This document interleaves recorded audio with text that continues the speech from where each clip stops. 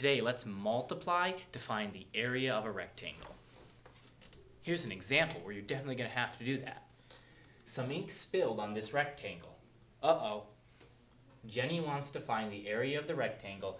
How can she find the area without counting all of the squares? She can't count them. They're covered in ink. Well, we know we have 5 rows, and there's 3 in each row, and we have a rectangle. Let's multiply length times width. So you'll do 5 times 3 equals 15 square units.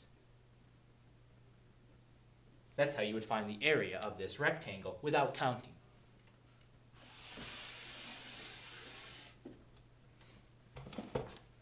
Length times width equals area. Let's look at Tyler and Suki's bedrooms. Tyler's bedroom is 9 feet by 9 feet.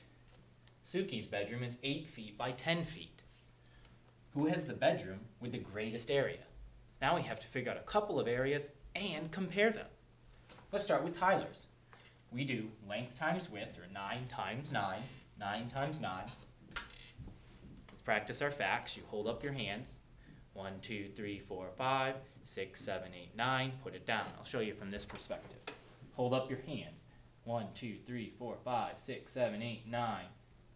8 fingers over here is our tens. 1 here. 9 times 9, 81 or 81. Tyler's bedroom is 81 square feet. 10 times 8, that's a 10. Just add that 0 on there. 10 times 8 is 80. Square feet as well. Make sure before we compare that we have the same unit. Square feet and square feet. Well, 81 is bigger than 80. Who has the bedroom with the greatest area? Tyler's bedroom.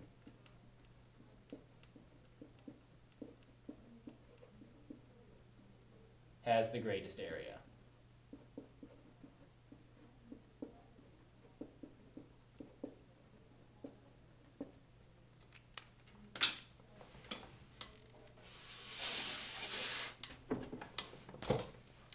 I'm going to read this problem, and I want you to pause the video, work it out, hit play again, and watch me solve it.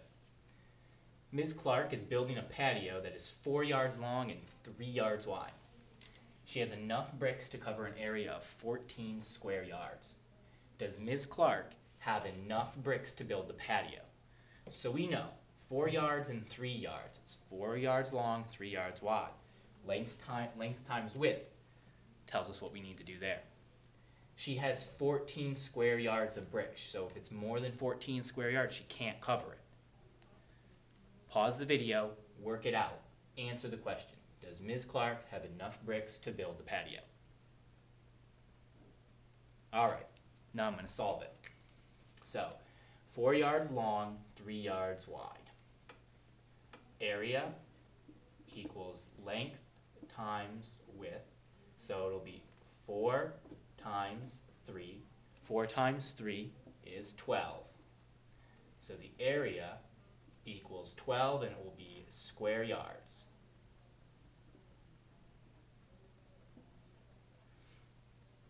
She has enough to cover an area of 14 square yards. 14, she only needs 12. Does Ms. Clark have enough bricks to build the patio? Yes.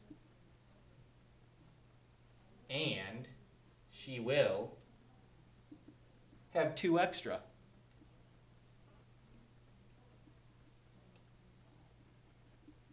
If she has 14 square yards of bricks, she'll have 2 square yards extra. Let's take a look at a multiple choice type problem.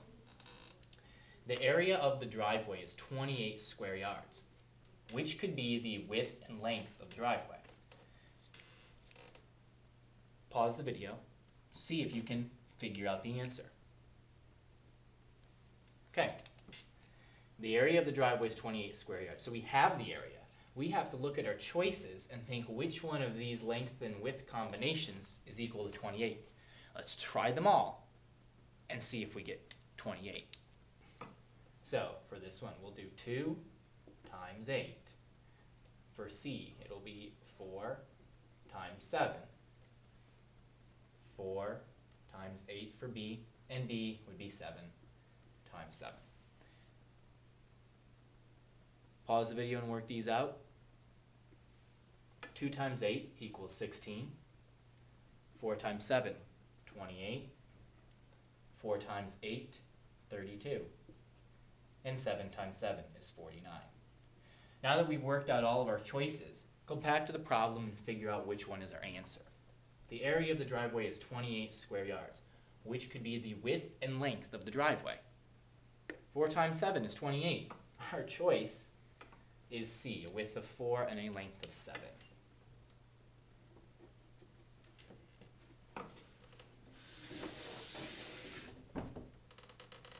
Here are your practice problems.